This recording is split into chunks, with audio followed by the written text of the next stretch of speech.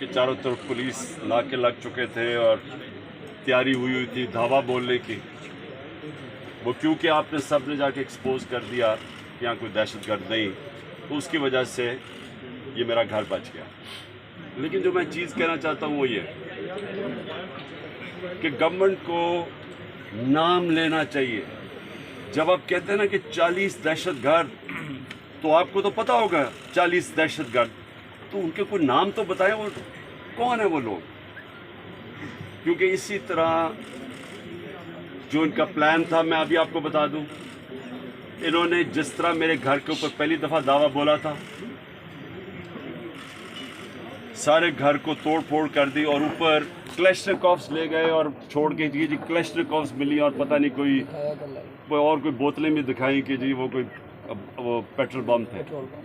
तो किसी अब यहाँ कोई आदमी नहीं था, तो किसको पता कि वो यहाँ अगर इसी तरह का दावा बोल देते और उसके बाद ये 40 लोगों को यहाँ बिठा देते और कहते देखें जी दहशतगर्द तलब हो गए। इसलिए आपके आने की वजह से ये रुक गया। मेरी ये रिक्वेस्ट है हुकूमत से कि ये जो हरकतें आप कर रहे हैं, इससे कभी भी पॉलिटिकल पार्टी नीचे नहीं जाती, वो मजबूत होती है।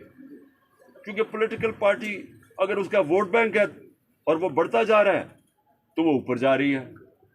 और अगर आप उनकी पूरी मदद भी कर दें, जिस तरह पीडीएम है, जितनी भी मदद कर दें, लेकिन अगर उसका वोट बैंक नीचे जा रहा है तो वो कुछ भी नहीं कर सकते। और ये जो इसके ऊपर भी मैं बात करना चाहता हूँ कि हमारे कई लोग पार्टी छोड़ रहे हैं। मैं ये समझता हूँ कि इनमें से खैर कई तो खैर मैं इतना जानता नहीं हूँ, लेकिन मुझे एक के ऊपर सबसे ज़्यादा अफसोस है। वो मेरा बहुत पुराना हमारी पार्टी की, जिसने बड़ी जान मारी है, आमिर कियानी की। तो मुझे बड़ा अफसोस हुआ उसके जाने का। लेकिन इनके ऊपर बहुत प्रेशर है और हर कोई प्रेशर नहीं ले सकता। तो ये मैं अपने लोगों को भी कहता हूँ कि इनको कोई बुरा भला ना कहे। जिस तरह का प्रेशर पड़ा हुआ है आज, इस मुल्क की तारीख में कभी लोगों के ऊपर ऐसा पॉलिटिशियन पे प्रेशर नहीं पड़ा। पकड़ के लोगों को जेलों में डाल रहे हैं, फैमिलीज घरों में घुस रहे हैं, औरतें हैं, फैमिलीज औरतें हैं वहाँ, उनको औरतों को साथ उठा के शेरिया अफरीदी और उसकी बीवी ले गए जेल में। ये कभी हुआ है पाकिस्तान में? कभी कि किसी उमर उस्मान डार के घर में घुस के सारा घर तोड़ दिया और उसकी वालदा से जो उन्होंने किया, ये कभी इस मुल्क की तारीख में हुआ है? जो औरतों को, जो सीन्स आई हैं औरतों के बाल पकड़ रहे हैं, जिस तरह उनको घसीट रहे हैं, ये ना इस मुल्क में हुआ है और ना ये हमारा जो रवायतें हैं, जो हमारा दीन है, ये कोई इसकी चीज़ की इजाज़त नहीं देता। और इस सब चीज़ के अंदर क्या चीज़ रह गई है कि जो लोग ये प्रेशर बर्दाश्त कर गए, मैं अपनी पार्टी के वो लोग जो प्रेशर बर्दाश्त कर गए, कौम आपको हमेशा याद रखेगी, कौम आपको भूलेगी नहीं। कि मुझे पता है आपके ऊपर किस तरह के प्रेशर हैं और जिस तरह आप खड़े हैं, तो ना मैं आपको भूलूंगा, ना ये कौम आपको भूलेगी। और मुझे ये भी मैं वाज़ेह कर दूं, क्योंकि ये इस तरह का प्रेशर शायद ही कभी किसी की पार्टी के लीडर के ऊपर या उसकी पार्टी के मेंबर्स के ऊपर डाला हो, जो इस वक्त हमारे ऊपर पूरा प्रेशर डाला जा रहा है। मैं सिर्फ एक चीज़ वाज़ेह करना चाहता हूँ कि अगर मैं अकेला भी रह गया ना, अकेला, मैं तब भी हकीकी आज़ादी के लिए इस मुल्क के लिए खड़ा रहूँगा। क्योंकि ये कोई गलत फहमी में ना रहे कि इस प्रेशर की वजह से मैं शायद पीछे हट जाऊँगा। जिसके ऊपर 2 कातलाना हमले हो चुके हों, दूसरा जुडिशल कॉम्प्लेक्स के अंदर जो मेरे ऊपर इन्होंने पूरा कत्ल करने का प्लान बनाया हुआ था, जिसके ऊपर 2 हमले हो चुके हों और वो फिर भी पूरी तरह इस अपनी तहरीक के अंदर एक कदम पीछे ना हटे, तो उसको ये समझ आए कि वो पीछे नहीं हटेगा। और जो मैं फिर से कहता हूँ कि जो आज मेरे साथ खड़े रह गए हैं, मैं तो अपनी बात नहीं करता, ये कौम आपको याद रखेगी, क्योंकि कौम को भी पता आप किस तरह के प्रेशर ले रहे हैं। और फिर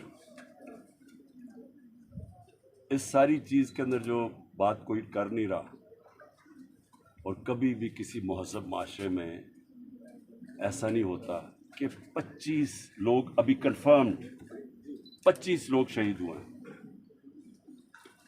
सब के किसी के पास कोई हथियार नहीं था, पुरअमन एहतजाज कर रहे थे और उनको सीधी गोलियां मारी गई। 25 का हमें पता इसलिए क्योंकि हमें बाकी का पता इसलिए नहीं कि 7,500 वर्कर्स को पकड़ लिया, 7,500 तहरीक इंसाफ के कारकुनों को पकड़ा हुआ है। तो हमें पता ही नहीं है कि और कितने और शहीद हुए हैं। हमें इतना पता है कि तकरीबन 700 के करीब लोगों को इंजरीज हुई और वो गोलियों की इंजरी ज़्यादा है। तो बात तो आज ये करनी चाहिए कि क्या इसके ऊपर कोई कमीशन नहीं बैठनी चाहिए कि आपके मुल्क के शहरी हैं, जो भी है, एक आदमी कत्ल होता है तो उसके ऊपर तहकीकात होती है, तो पता तो चले कि ये हुआ क्या था।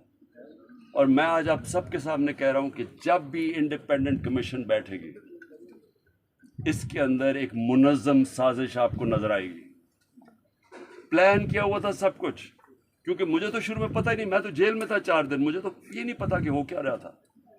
तो मैं जब बाहर निकला जेल से, उनका जी तबाही हो गई, ये हो गया, घर जलाए गए, कोर कमांडर। मैं भी हैरान, ये हुआ क्या है? क्योंकि 27 साल में एक दफ़ा बताओ कि कभी कोई इस तरह की जलाया घराव कुछ हुआ है? 27 साल जब मुझे गोलियां लगती हैं तब तो, और मैं एक आर्मी ऑफिसर को नाम लेता हूं उसका, इंटेलिजेंस ऑफिसर, तब तो कोई नहीं जलाता, कब तो कोई बिल्डिंग नहीं जलती। तो ये एकदम क्या हुआ है? तो इसका हमें आप मुझे पूरी तरह अंदाज़ा, और मैं आज डिमांड करता हूं कि जब और बनाई जाए, क्योंकि ये बहुत बड़ा मुल्क के अंदर 4 दिन जो हुआ है, एक इंडिपेंडेंट कमीशन बनाई जाए। और इंडिपेंडेंट कमीशन में क्या चीज़ सामने आएगी, मैं अभी आपको बता देता हूँ क्या चीज़ सामने आएगी, क्योंकि मेरे सामने तो फैक्ट्स आ गए हैं। हम आपको सबूत देंगे कि कैसे प्लान करके लोगों को